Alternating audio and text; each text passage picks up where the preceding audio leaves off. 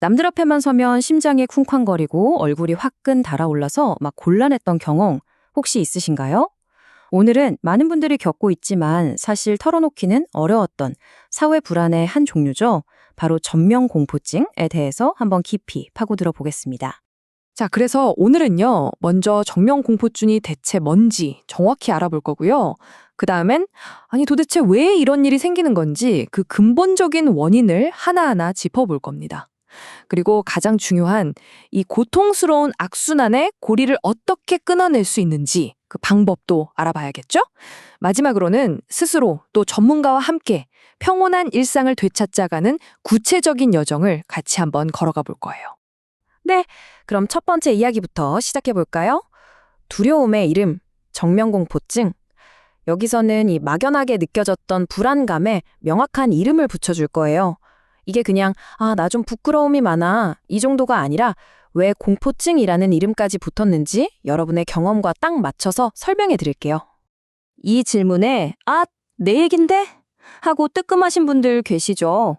중요한 발표나 회의는 물론이고 그냥 여러 사람의 주목을 받는 그 순간만으로도 얼굴이 확 달아오르고 심장이 막 뛰는 그 경험? 바로 거기서부터 우리의 이야기는 시작됩니다. 그러니까 정면공포증이라는 게요, 단순히 얼굴이 빨개지는 현상, 그게 아니에요. 이건 다른 사람들이 나를 안 좋게 볼까봐 극도로 두려워하는 사회 불안의 한 종류거든요. 여기서 제일 중요한 건 뭐냐면 얼굴이 붉어졌다는 사실 자체가 아니라 그것 때문에 남들이 날 이상하게 생각할 거야 라고 느끼는 그 깊은 공포심, 바로 거기에 있다는 겁니다. 그렇다면 이런 근본적인 질문이 들 수밖에 없죠.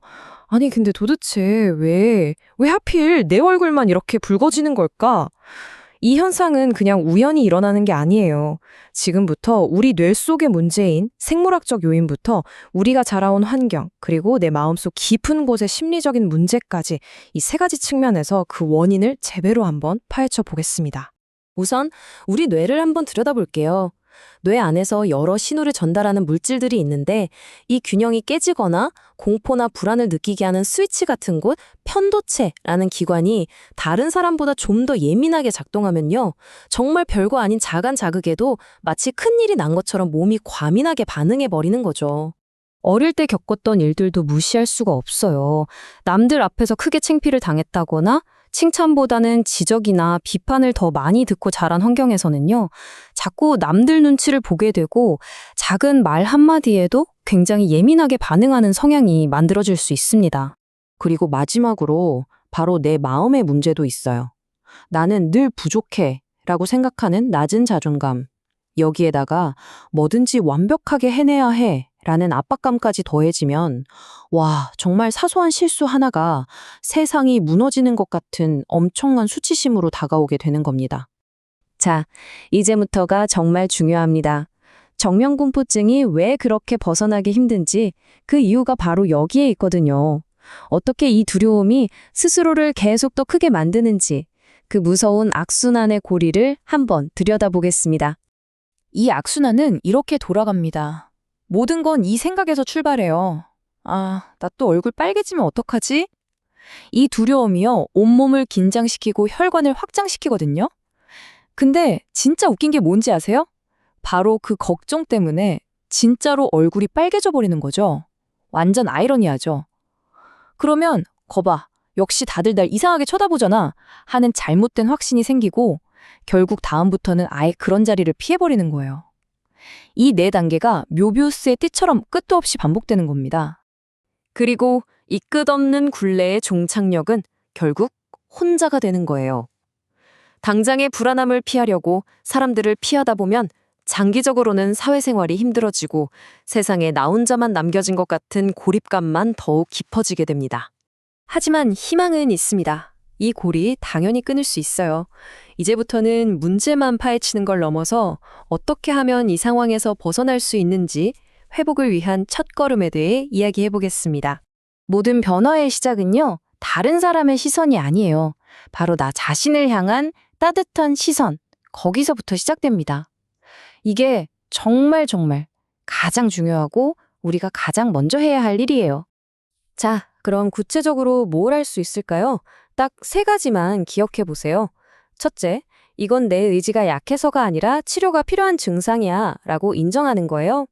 둘째, 남들이 날 어떻게 볼까에서 지금 내 기분은 어떻지? 내가 필요한 건 뭐지? 로 생각의 초점을 나에게로 가져오는 거죠. 그리고 마지막으로 매일 거울 보면서 스스로에게 말해주는 거예요.